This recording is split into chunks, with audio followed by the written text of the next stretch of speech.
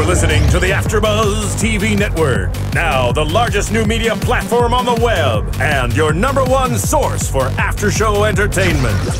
Very good, Dean Johnson.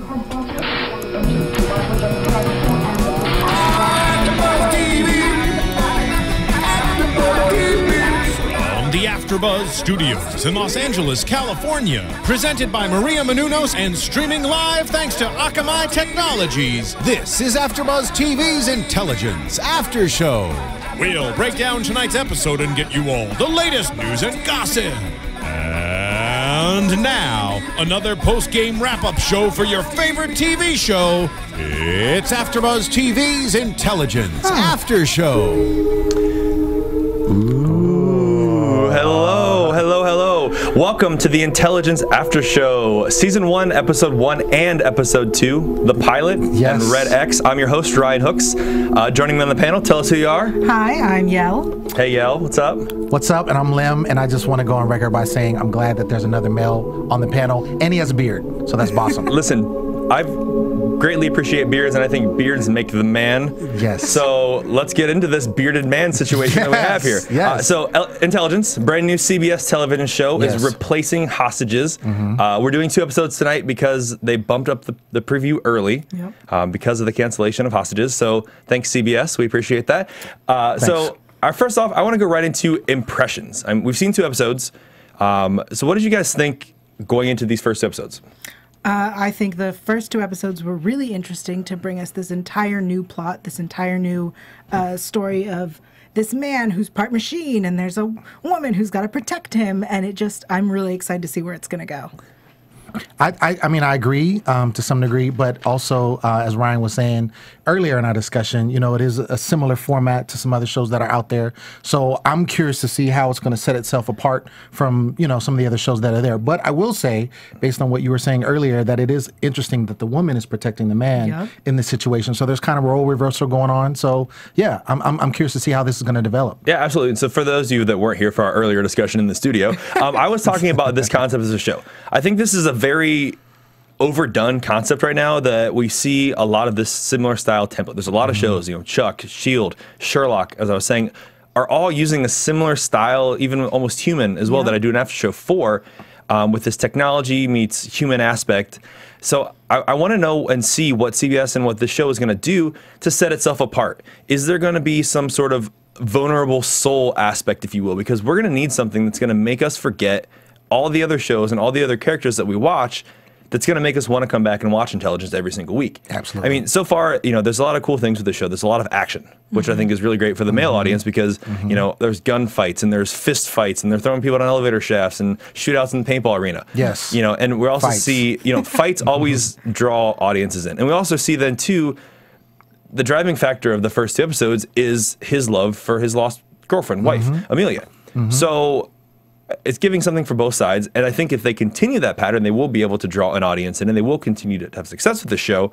So, CBS, challenge to you, make sure you give us something to keep us coming back every week. Right. So, that's that.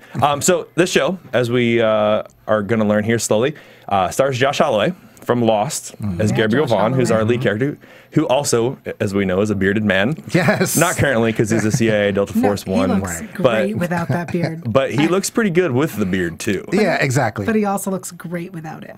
Let's just say that Josh Holloway looks great all the time. All the time. All right. We also have Megan Ori as Riley Neal, the current agent that's been assigned to protect him. You know, everyone would know her from Little Red Riding Hood and the TV show Once Upon a Time. Yep. The great and much anticipated television return of Mark Helgenberg. Yes. As Lillian Strand. Obviously, everyone knows her from CSI for 264 episodes. That's an exact number, actually. I looked that up. Did it really? Yeah, I did look that up. I thought you were exaggerating. No, the 264 episodes just as her character in CSI. Wow. Yes. So then, there's a few other characters that we have intermixed in here. PJ Bryan as Nelson Cassidy, and then also John Billingsley as his father, Dr. Shenandoah Cassidy. So those are our prime characters that we're seeing throughout the episodes. Episode 1 then goes into, you know, we're getting a little backstory. So we see Vaughn in India outside of a giant satellite. Yes. It looks like he's hiking by the river, but apparently he's doing damage. You know, at this point, we don't really know why he's there, what he's doing, what his backstory is. So when you saw the satellite, did you think he was just hiking? Did you say, "Hey, what's up with this"? Go ahead. I knew there was. I mean, obviously the show's Intelligence, so you know that there's going to be something sci-fi-ish about it. So I didn't just look into the fact that he was hiking in the desert. I knew that there was something else there. I wasn't quite sure. And then of course when you saw the holograms come up, then I was like, oh snap! You know what's going on here? You know, and then that happens, and then you see, you know, he sees his wife that's there, or his girlfriend, and you don't know exactly what happened, but you see that that's going on, and then of course the people come and arrest him. So I thought it was a good opening to kind of give face for what it was, and it did leave me wanting to know what's going on. I gotta be honest, I was tricked, and I was like, well, if we're gonna spend 5 minutes watching him hike through the forest, I'm turning the show off.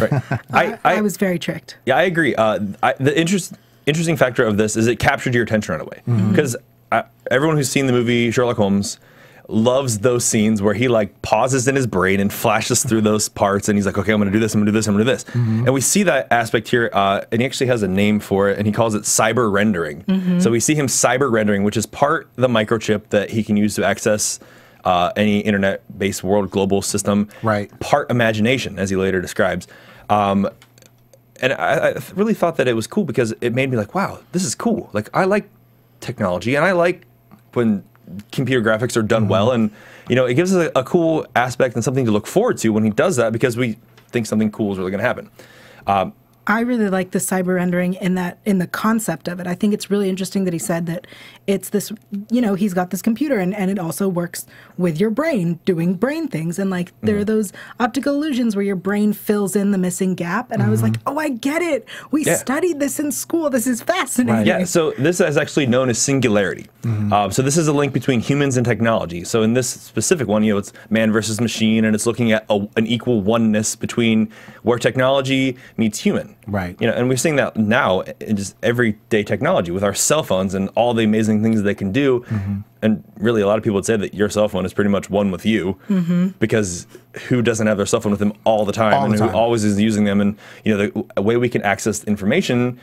So this is a cool concept that we're seeing, that he can use his brain to do that, and he can pull things up faster than people can look them up on a computer. I just want to go on record, and I thought that it was a great scene when he first meets his counterpart, his protector, as we call it, and he starts scanning her right away, instantly, and then they're like, no, don't do that, don't do that, and that secret file that's there. I thought that was really cool, and I was like, I wish that I could do that. Because who doesn't? That would be dope. Who doesn't meet somebody and then go on Facebook and look at their pictures, or go on Instagram and find them, or Twitter and see what they're talking about? He Googled her right then and there. Yeah, it's instant Google. I'm telling you, if they had an app for that could turn you into that, I'd be all over it. I mean, that's the world we live in, where people put information about themselves out in the internet, and there's ways to find it. You know, people often call it cyber stalking, but really, if you put it on the internet, it's your own fault. So that's the day and age we live in, where people want to know about other people, and you can learn more about somebody by looking at their Facebook page than you can by actually talking to them. I mean, there's so many things I know about people that I've never met before because I saw it on the internet. So. Yeah, so the singularity concept, I think, is going to be the driving concept, and it's going to be this link between humans and technology. Also, we find, though, that he has a genetic abnormality called Athens 4U79. And this is what allows the singularity to actually happen in his brain. This microchip functions with that abnormality. So he is a special person, that he does this and no one else can. That's awesome. So we think. Okay, no. So with the show then too, we've been introduced to the U.S. Cyber Command, which is our technology-based CIA, if you will, because S.H.I.E.L.D. was already taken. I was thinking that same thing. It is. I mean, whatever. FBI is gone, CIA is off the market, S.H.I.E.L.D. is now in use, copyright, all that stuff. Thanks, Marvel. So U.S. Cyber Command is where we meet Riley and Lillian, who are our main female characters. And again, it's really interesting you pointed out that the woman has been assigned to protect the man. Even though he's ex-Delta Force One, he's a secret operative, he is the head of this major agency. I have a question, speaking on that. Why do you think that is? Like, why do you think that they decided to go this route? Do you think they developed that enough, or what's your opinion on that? Here's what I'm going to say as the woman and the feminist in the room. Okay. I think that the Lillian says that Gabriel is he's very impulsive and passionate and does things because he thinks that he needs to do it. And you know, you need a woman sometimes to tell you, hey, you're being stupid. Don't do that. Don't do it. That's bad. No, don't do that. Bad Gabriel. Sit. Bad Gabriel. You know, and usually as men, we will listen. So everyone needs a feminist in the room to help us. Yep. Absolutely. You're welcome. Cool. Thank you. So the company here, the U.S. Cyber Command, is basically a modern day Manhattan Project, as they call it. It's called Clockwork, and that's the cryptic analysis that they do. Very original again, as we see from Captain America. So Clockwork is this project that they've been working on for these years, developing this technology and this microchip that they've invested millions and millions of dollars, also well spent money, in creating this super agent, if you will. Again, he's Delta Force. You know, he's basically also a rogue cop, which I think will lead to a lot of interesting things in the future because he's impulsive. Right. And he's going to do what he's going to do, whether you tell him to or not. Yep. Because that's what rogue cops do. Exactly. Every rogue cop ever has done that. Every rogue cop. Yes. So, okay. So as the plot continues in this episode 1, this is, again, where we meet PJ Bryan as Nelson Cassidy and also his father, Shenandoah Cassidy, who gets kidnapped by some Chinese terrorists, which we learn are Chinese because of a recording device that was found on the floor. Right. And he immediately analyzes it and translates it. But, again, with the woman point of view, he translates it wrong. Of course he does. Even though he's got the internet at his fingers, he translates it wrong. Have you ever tried to translate something via like Google Translate? Oh, it's always wrong. Yeah. So you think that's why? Like he was using the Google in his brain? He said he had an app to translate it. We're going to assume that it was a good app, which means it was probably a Google app. It's probably the iTranslator app that doesn't work, yeah. Right. Or Google. Whatever. And she was like, hey, I actually speak Chinese. And here's what it really means. And here's what it really means. So because there's an app for that, I love transitions. There's an app for us. Yes. So those of you who are watching us now, thank you. We appreciate your viewership. What else can you do for us you would like to know? I know that you would like to know because I would like to know. What you can do is you can go on the iTunes and you can check us out. You can rate us and tell us what we're doing. We love comments. We love feedback. We want to hear from you. You can download AfterBuzz TV show for free because we do this for free. We do over 60 podcasts a week. That's hours and hours of endless free content. And we want to hear from you when you want to make our show highly rated. We want intelligence to stay on the air longer than 15 episodes like hostages. So go on iTunes, check us out, leave comments, rate us, give us a 5-star rating, tell us what you think. And we look forward to coming back each and every week, breaking down intelligence for you guys. And we hope to hear more from you. Yes. One episode at a time. One episode at a time, though. This is a rare situation because of the moving of the episodes 3 weeks early. But, I mean, did you guys watch Hostages? Yes. And yes. Okay. I liked the Israeli version better. Enough said. Moving right along to the kidnapping of Dr. Cassidy. Yes. So Dr. Cassidy's kidnapped, and his son is being interviewed like, oh no, the only thing that was in his safe that they came for was his diary, his journal of the things that he does. Wrong. We find out that he actually has a second microchip that he's been working on because he was released from the U.S. Cyber Command, and once the project was done, he's been bored. I mean, what does a good scientist do? I think improve. that was the best part was when the son said to them, like, what did you think he was going to do? You'd let him go, and this is what he does. Right. I mean, he's going to do it. He's a scientist. Of course he's going to continue to make things and experiment and build things. That's what scientists do. Yeah. I mean, that's why they're crazy. So once they're trying to figure out what's going on with this, this is my favorite part in episode 1. We get into the Cyber Command headquarters, and they're talking about the chip and talking about the encryptions of the chip, and we meet a character by the name of Amos. This is why this is my favorite part. Amos is played by Eldon Henson. Anybody recognize Eldon Henson from anything else? No? Okay, I'm going to let you know because he played Fulton Reed in The Mighty Ducks. Did he really? He was Fulton Reed from The Mighty Ducks. What? Yes. Right? He's got red hair. Who would have thought? Wow. No knuckle puck, but I was like, oh my God, that's Fulton Reed from The Mighty Ducks. Flipping out of the TV. So Amos is a computer encrypted person who helped create this, blocking of technology, an encryption, if you will, so that they can't hack the system. So the chip seems to be pretty much worthless.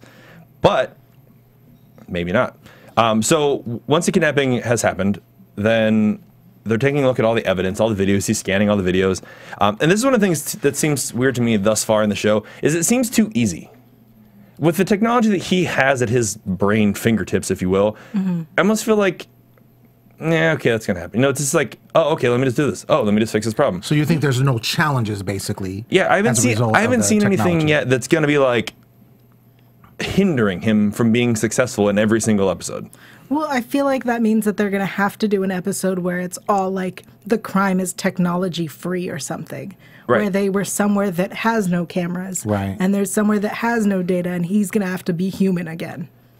I mean, there has to be something that's going to, because if he was just, everything was easy, then the show's boring. Right. You know, there's nothing to watch. It's like, oh, okay, he did it again. Oh, that was predictable or whatever. There has to be something, and going back to what we said earlier, there has to be something that's going to keep us attention, keep Yes. our attention. Right. So something's going to have to happen where, like you said, he loses powers or kryptonite or something like that is going to have to take place. Rolling blackouts are going to happen and the internet's going to be down. Right. If revolution, crossed over, then there's no power. Done. Oh, gosh. Yeah. Solved Now you their want to cross. problem. Okay, there it is.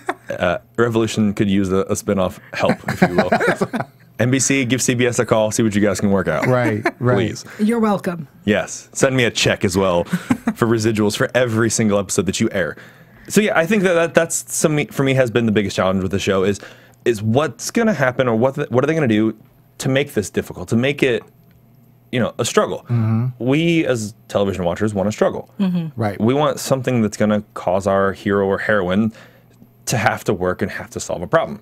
I don't feel as of yet that there is hindrances to him. It's 2 episodes in. I know, but calm down. I'm just saying, in this day and age, We want struggle right away. My attention span was This gone. is a manly show. We want him to have some struggle, like right now. Nothing is easy. You lost my attention 10 minutes ago. And so if you don't do something in episode 1, 2, or 3 to get these people on board, they're not going to stick around. Yeah.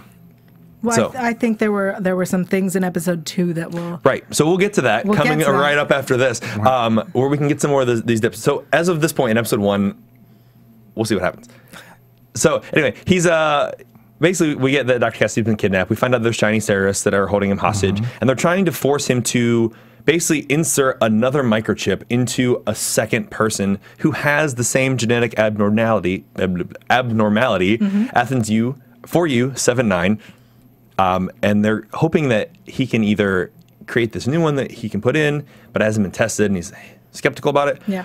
or that we can get Vaughn as a hostage. And we can steal his and put it in her brain. That would be interesting. That would be interesting. That would be. I'd be down for that. I'd keep watching for that. Yeah, I mean, we need a hot chick involved always. Always. Not that Megan Ori's not. So I like her as Red a little better so far, Yeah. I'm sure you do. just because her outfits. There you go. I'm a visual male and I like fighting. That's it. Done and done. Anyway, so they're chasing down these terrorists because of the video scanning that he's found, and they find that the van that they saw belonged to a group of terrorists that were Chinese, and that this guy is the cousin of a guy named Jim Kong, played by Will Young Lee. Nice. He was in the Wolverine movie. Yes, I do remember that. Yes. So he's making a strong here as a terrorist, essentially. So they go to the safe house, and they can't really find out what's going on. So again, he's scanning things, finds the van. Yep. How convenient! I got the license plate partial, and I found a white van registered to somebody else. Easy. One of 3 white vans in the tri-state area that are of this make and model in this year. So they checked the van to a paintball place. The paintball place. Wonderful. Yes, Sorry, I got really excited. it was exciting.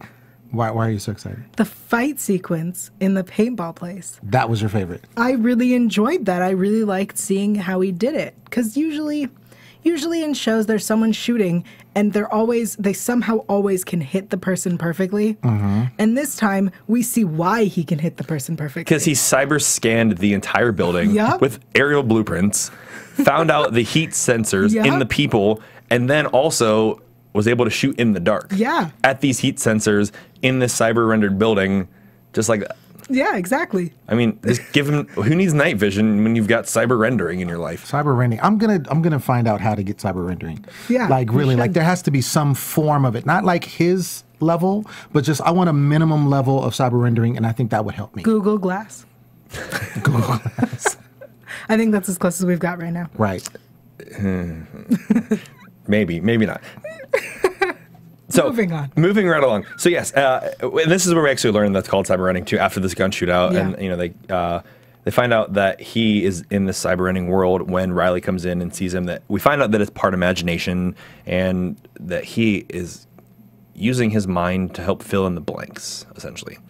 So maybe that's what we'll see as a struggle, is his mind may not have the knowledge to fill in the blanks. Maybe that there's a point where his intelligence only goes so far, if you will, minus the pun.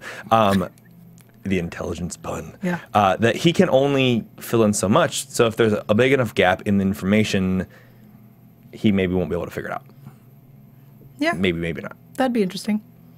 Okay, so then we see Lillian Strand, our lovely Lillian Strand, coming in and making her own moves, if you will. She goes and talks to a Chinese official and makes a deal with her. Basically the black market information kind of deal. Right. Where she's trying to get some help for, you know, the situation and ways to basically stop the situation. Because then also we see that Vaughn and Riley get captured. Right. So they're imprisoned and... where's my notes? Blah, blah. There it is. So they bring in Vaughn and Dr. Cassidy to try to remove the chip from his brain. And because he put the first chip in the woman's brain and she didn't come back to life.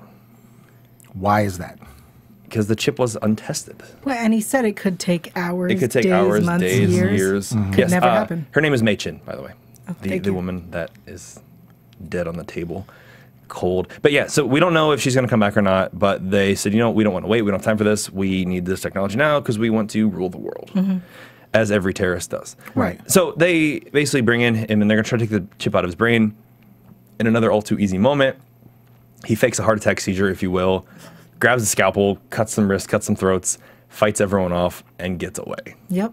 But although this is my favorite interesting part then too, back to your woman aspect, Riley also escapes without any help. Yep. Because she's all like, oh, yeah, whatever. And then she kicks butt. Yeah, 'cause And they end up meeting in the middle.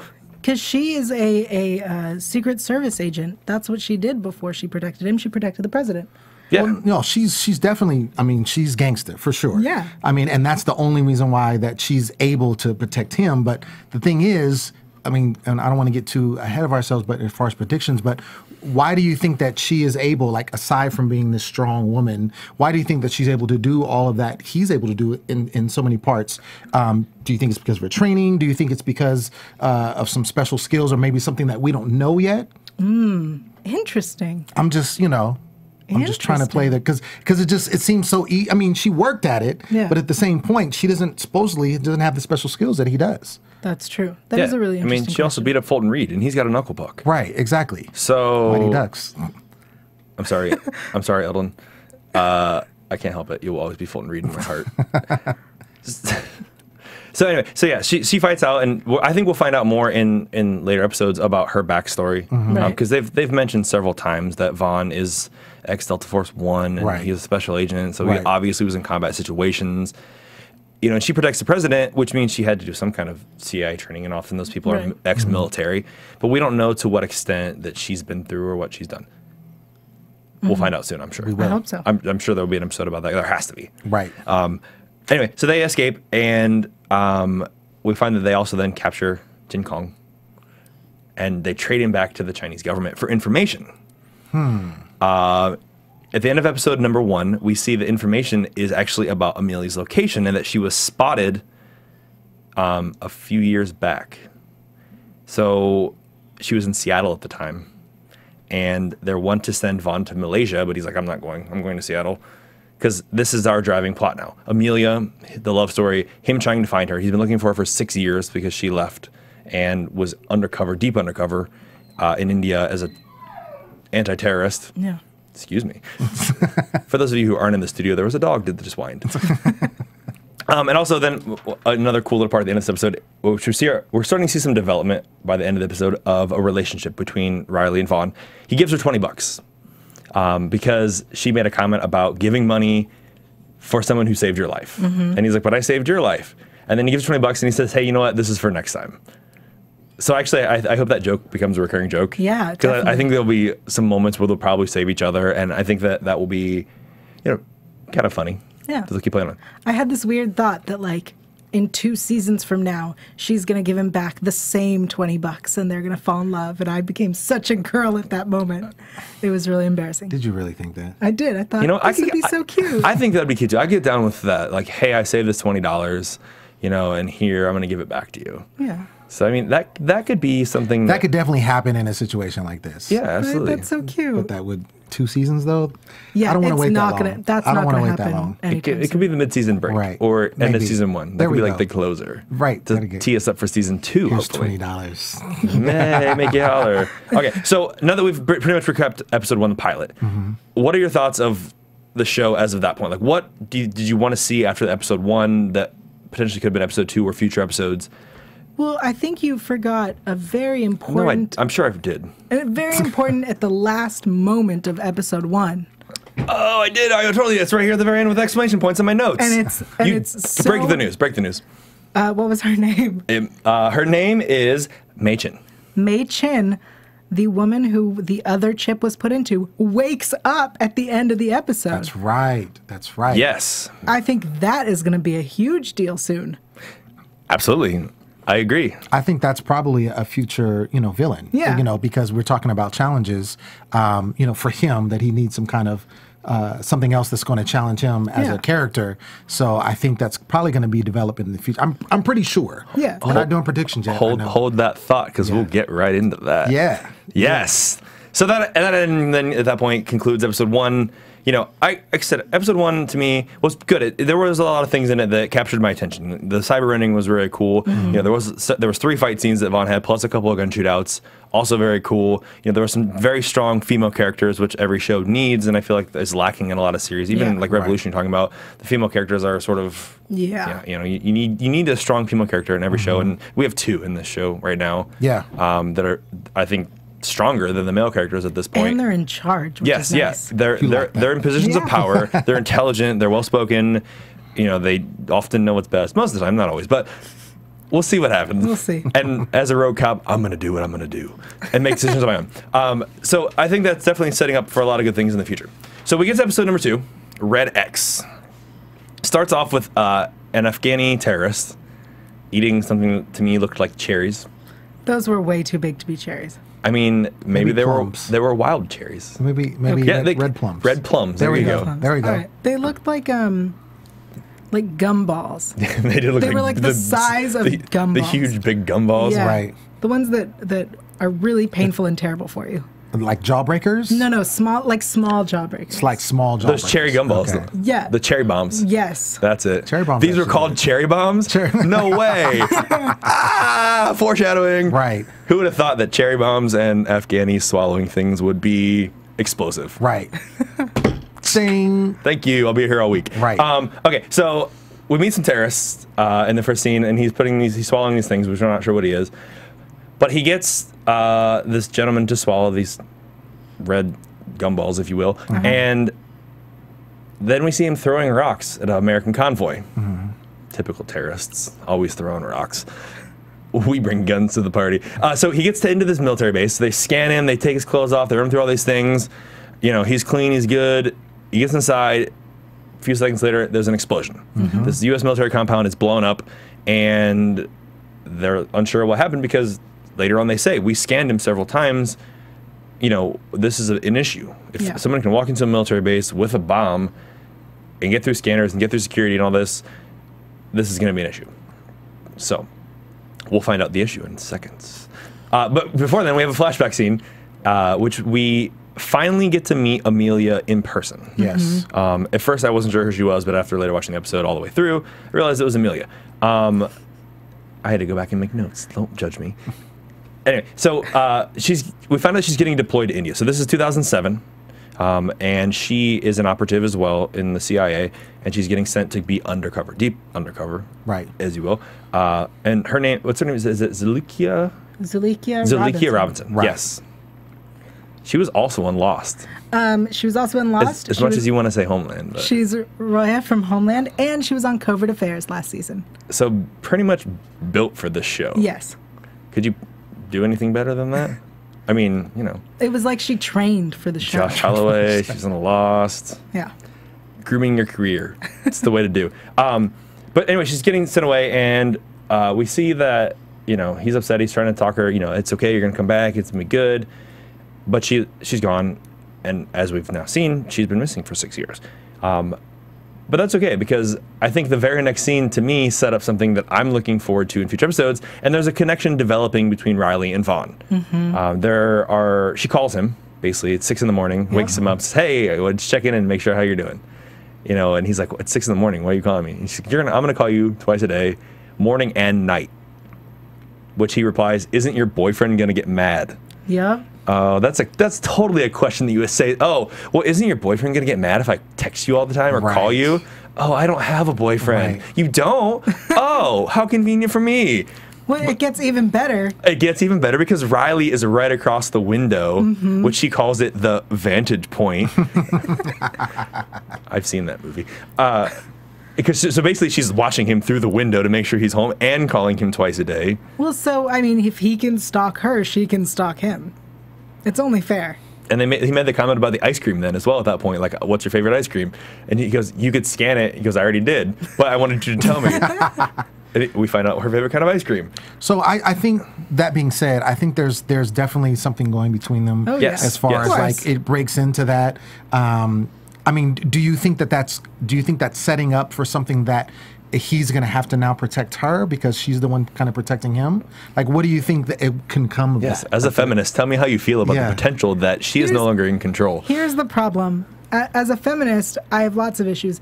As someone who watches enough TV, it's clearly going to become a Bones and Booth situation. It's going to become a Castle and Beckett situation. Eventually, something's going to happen. That's how TV works. Yes. We need a love story. Yeah. Absolutely, you need a love story in primetime television to continue to keep me coming back. Right. Everybody coming back, including the feminists. Yes. Especially the feminists. Because bombs, guns, and fighting is not going to bring them back. Right. Trust me, I've tried.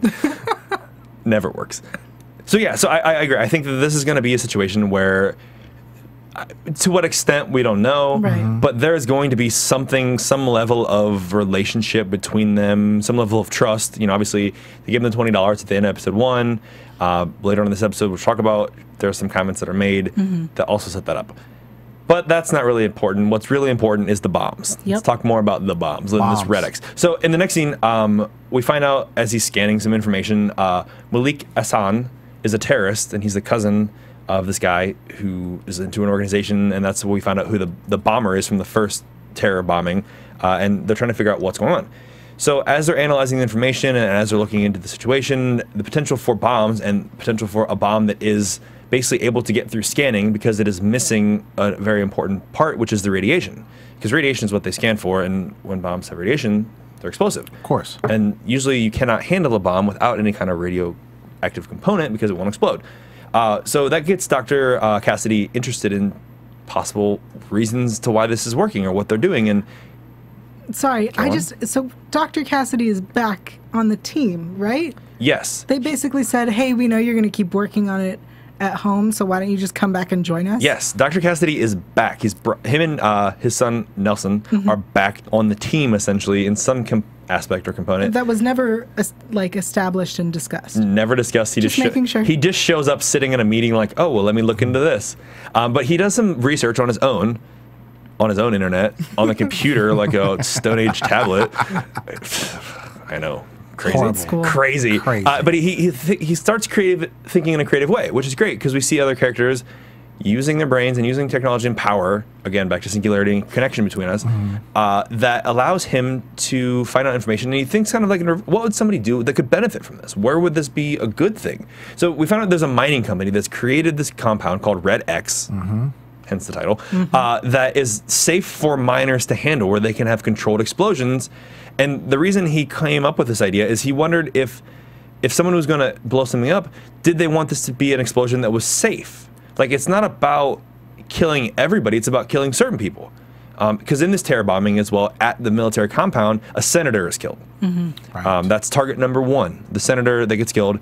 And the justification becomes clear at a later point that the bombing is set up because Ibrahim, who is our terrorist, his wife was killed by a military strike, and she was basically a casualty in crossfire.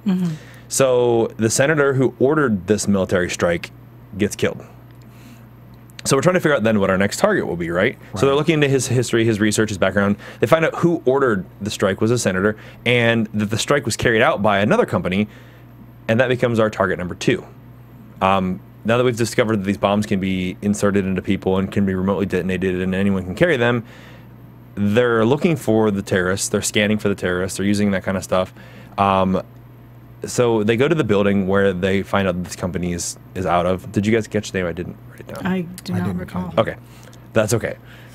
Fans, I apologize. We'll get it for you next week. Yes. So they go and they ask the security guard, "Hey, you know, have you seen this guy?" And he's like, "Yeah, I saw him. He's a courier." Yeah.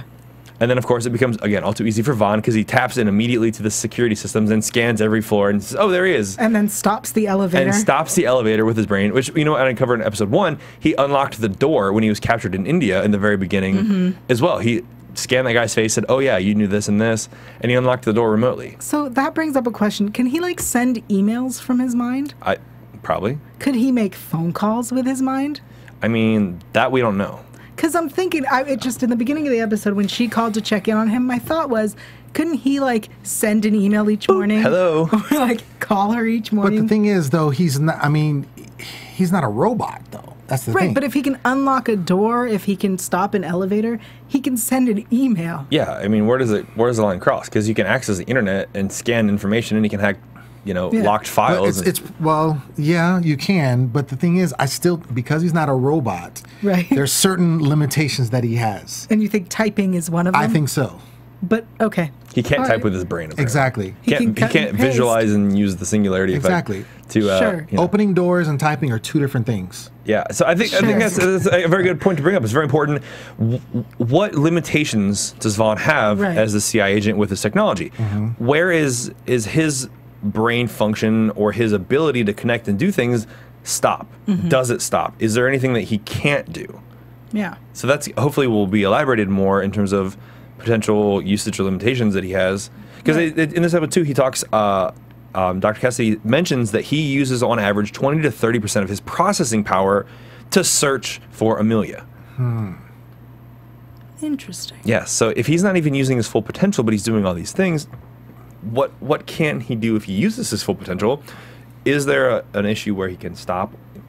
Well, I mean, Dr. Cassidy also says that he can't. That the brain and the computer are now one, right? They're not. He can't see what the computer's saying and what he's saying. Right. So he can't really stop looking for Amelia. Right. Because it's, you know, I'm sure there's plenty of functions in his brain that maybe having the chip accesses that maybe he doesn't even know he's using, but he's doing it subconsciously. Well, it could be the scenario that, you know, as humans we use 10% of our brain. Right. So maybe he's 10%. You know what I'm saying? But maybe he's 30%. You know. Maybe he's 30%. You know, you never know. Right.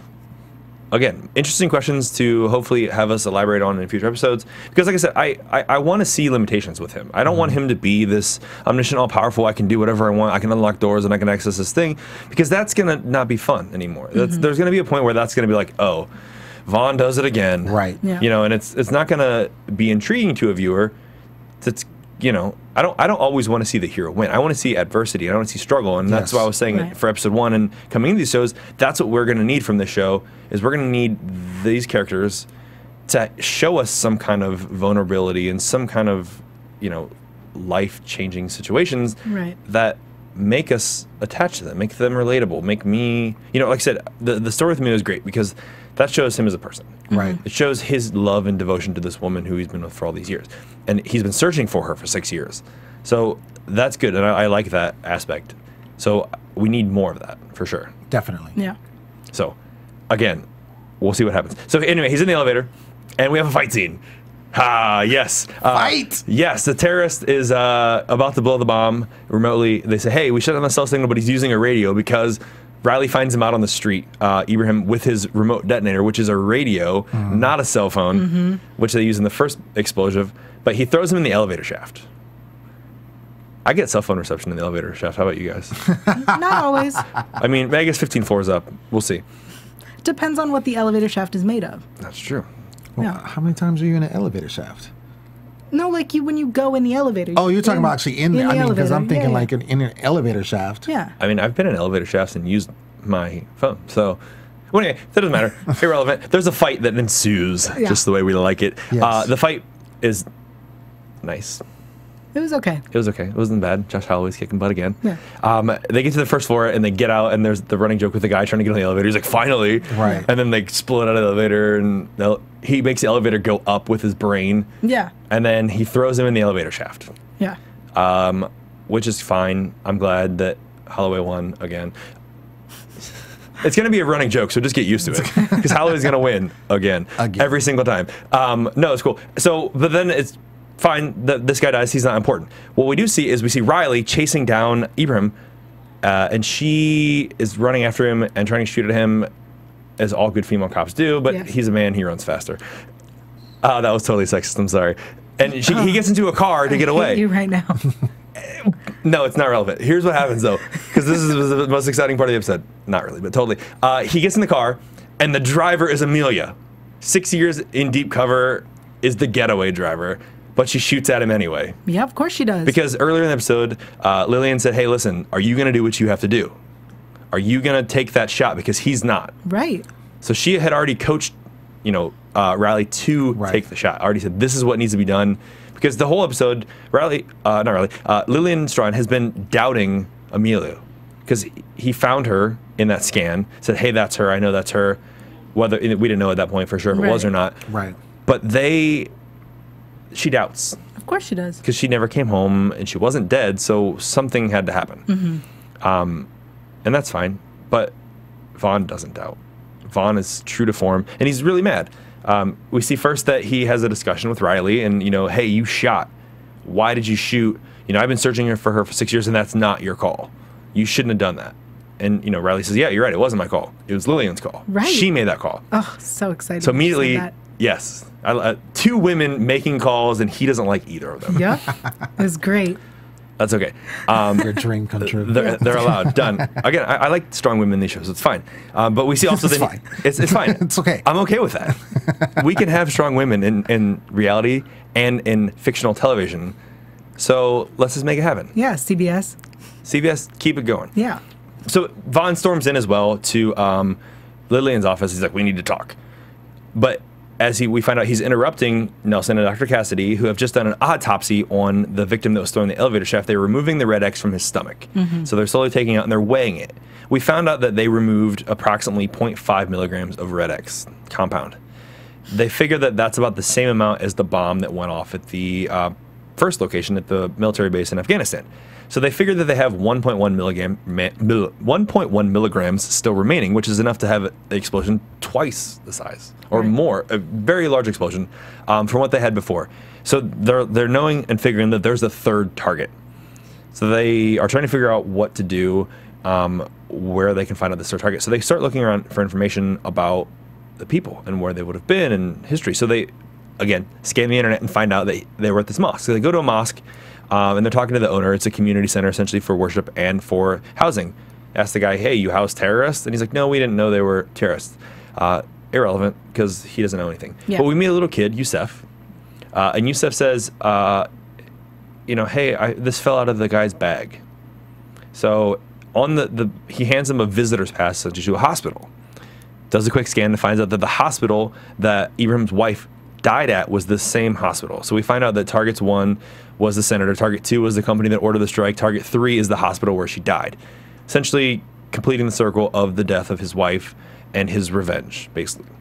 I just want to say this is pretty much the exact same plot line that is currently occurring on NCIS. It is the exact same plot line of a terrorist taking out the people and the companies that did something to his family or something. Yes, and like I said, this is a template that is being used. It's being used a lot. It's incredibly original. It is very, very, very original. So this is where we need something in the show that makes me want to come back. It makes these characters makes me remember them, and makes the other characters forgettable. Right. So we'll see what happens with that. So then they go to evacuate the hospital, and they're getting people out, and Riley's like, we got to look for the bomber, we got to find him. And he's like, let's split up. We can cover the 84,000 square feet faster if we split up. Right. But they don't split up because she won't let him until he runs away. And he does run faster than her. In typical Vaughn style, because she doesn't run fast. That's why she couldn't catch the terrorist the first time. Because girls can't run faster than guys. And maybe she's wearing heels. That is so rude. No. No, no. Was that sexist? Yes. That was where I crossed the line? Yes. That's the first thing I said that was wrong? Okay. Don't worry. If it's about feminism, I will cross the line at least 10 more times. This is going to be a great show. You are welcome. I apologize in advance for all you feminists out there, but thank you for tuning in. Yeah. Continue to watch us because we have a feminist who will represent you. Please. And I will represent the masculine minority that likes explosions and guns. I'll represent just the beards. Done. I'll trim mine for next week. Okay. Okay. So anyway, they're searching the hospital, and we find out that the bomb, dun dun dun, is Amelia. Amelia's in the hospital, and he gets in this weird, like, funky zone where he's like so happy but so torn that he's like zoning out, and it's like muffled speech, and I think it's like that excitement on Christmas. He's like, oh my God, it's what I wanted, but at the same time, he doesn't know what to do. We find out that she has the bomb in her body, and she is the target. I'm sorry, rather, she's the one that's helping the target. Right. If you will. That doesn't sound right either. She's the one that has the bomb, and she's the one that's going to blow up the hospital. There you go. She also makes a really important point that Ibrahim doesn't want to take a second chance with the detonator not working, so it's on a timer. She's gonna blow. There's nothing that can be done to save her because he tries to scan the building. He finds the X-ray room that's 87 feet away, and X-ray rooms are lead plated so that there's no radiation, and the cell phone reception won't work in there. Yep. But she says, it's on a timer. This is what's gonna happen. It's gonna be what's gonna be. So he tries then he gets the AED machine off the wall, and he's going to try to electrocute the circuits in the bomb while it's charging to basically stop the remote detonation to see if he can save her life, because he's like, I'm not leaving without you, and she says, go, it's going to happen. And again, here's one of those moments where we see the softer side of Vaughn. Yep. We see his dedication, that he's willing to blow himself up in an attempt to try to save her. Whether he can or not, he doesn't know, but he wants to help. He wants her around. He wants, that stuff to happen. But at the very last minute, Riley tackles him out the window into the river. How often do you see hospitals by the river, by the way?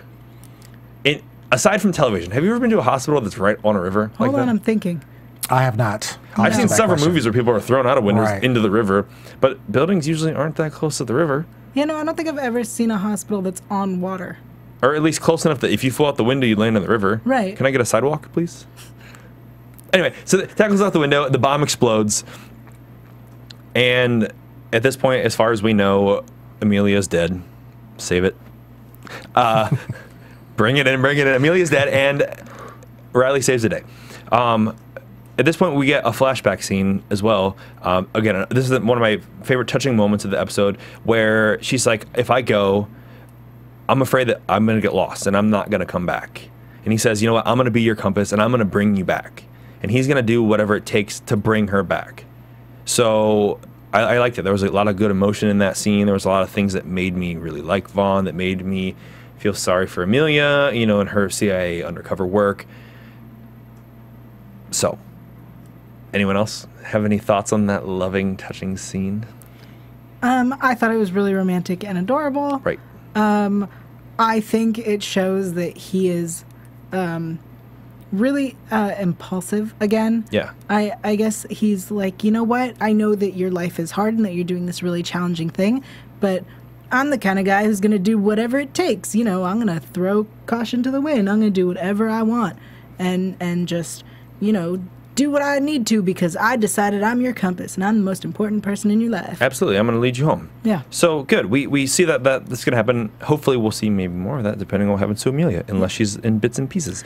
Fine. No worries. But that's okay because at the very next scene we have another exciting hint. Riley comes in and says, you know what? Hey, I'm really glad that you're alive. I know you wanted to save her, but not the chip, you. I'm glad that you are alive and I care about you, basically. So here's potential for the next relationship that we're going to need in the show. That's fine. We see that, Ibrahim's still on the loose, so he may be back. Mm-hmm. And also, at the very, very end of this episode, which is another point, we go back to Yusef, the boy from the mosque, and he's talking to Lillian, and Lillian says, hey, you didn't tell us everything.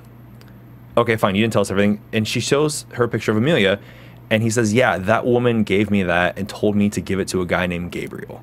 which is Vaughn, for those of you who have been listening, Gabriel Vaughn, and basically has redemption for Amelia, because whether or not she wanted to be saved or whether or not she basically is helping and wanting and warning them to, nobody was killed, essentially, except for her, potentially, in this explosion. So she basically warned them about what they could do to save the day. So we do have help in this one. We do. We do. So that was a cool little ending piece, because it made Lillian sort of wrong, made Vaughn sort of right, but it's still, at the end of the day, made everyone safe. I just want to ask, how is it that Lillian, who had nothing to do with the investigation itself, was like, I'm going to go talk to this child. Yes. This child knows more than he said. Done. Okay, sure. I don't know. But that doesn't mean, that sets us up for a lot of cool things, because now we have some contrasting characters and that kind of stuff. Which is bringing me to my favorite part of the show, predictions. Predictions. And now, your AfterBuzz TV predictions. Yeah, what do you think? All right. I know you got lots. Thank you. My predictions are thus. Gabriel and Riley are going to get together. Okay.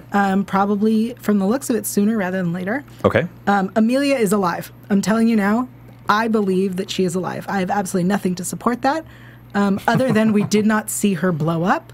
Thus, she could possibly be alive. Absolutely. We love television. Other than that, those are my predictions. I got nothing else. Did you see the trailer? For the next episode. I do not Okay, recall. so the trailer, at the end of the trailer, Mei Chin is back. She's alive, and she's Finally. on the grid. He's in cyber rendering, and she shows up. So she has the same power that he has. I knew that was going to happen. You called it in the Called first one, that. right? I Knew didn't that want was to say gonna anything. happen. I Yeah. knew that was on there. I knew you that was gonna happen. didn't know it because you didn't watch that part. Yeah. So she's back. So does that change anything with your prediction in terms of what you think will happen? I don't think it should. No, it definitely does not. I agree with the relationship sooner rather than later, and that kind of stuff. Yes. So, Lim, what do you think? So I agree with you, Gabriel and Riley getting together, of course. I think that she's dead. I disagree with you on that. I think that she is no longer. I think that this is kind of a wild goose chase with her, and I think it's just something to keep in suspense. And I think there's going to become a point where he realizes that she is gone, and that's going to bring him closer to Riley. So do you think that he's going to accept that she's gone and that focus his anger and basically do what Ibrahim is doing, take out the people who took out his wife? Possibly. I just, I'm all about them two getting together. And I think that's going to help them two get together. And just as you said before, Ryan, that it's going to be, old girl is going to come, and that's going to be his nemesis. Yeah, we need a nemesis for sure. Yeah, so this, I think, is going to be. I think Mei Chin coming in is going to be our nemesis. I'm looking forward to that. Again, relationship for sure going to happen sooner rather than later. And you know what? I didn't think about the fact that she might be dead till you brought it up before. I agree. I think she's still alive, because that's going to create conflict. Not only are we going to have a villain, we're going to have conflict in love, because he may start falling for Riley, but then she shows back up. What does he do? Right, of course. I don't know. I see a lot of exciting things in the future for the show if they can keep us in. Right. So that brings us to the end of the show. Thank you for tuning in. Tell us where we can find you guys. You can find me online at yael.tv, yael.tv, and on Twitter at yaeltygiel, yaeltygiel. I apologize for all the letters. Hey. You can find me on Twitter and Instagram at the Poet Saint all day, every day. All day, every day. And you can find me at RyanHooks92 on Yahoo, Instagram, Twitter, and Snapchat. Yeah. Thank you for tuning in to the Intelligence After Show. We'll be back next week when we have special guest Octavius Johnson coming in from Intelligence. Yes. Also Ray Donovan, actor. So tune in. It's going to be awesome. We'll see you then. Thank you guys, and have a good night. From executive producers Maria Menounos, Kevin Undergaro, Phil Svitek, and the entire AfterBuzz TV staff, we would like to thank you for listening to the AfterBuzz TV network. To watch or listen to other after shows and post comments or questions, be sure to visit AfterBuzzTV.com. I'm Sir Richard Wentworth, and this has been a presentation of AfterBuzz TV. Buzz you later. The views expressed herein are those of the hosts only and do not necessarily reflect the views of AfterBuzz TV or its owners or principals. Thank you for watching AfterBuzz TV on YouTube. For more of your favorite after shows and interviews, subscribe to our channel here, and be sure to share your opinion on the episode in the comment section below here. We'd love to see what you guys are buzzing about. Thanks again. Buzz you later.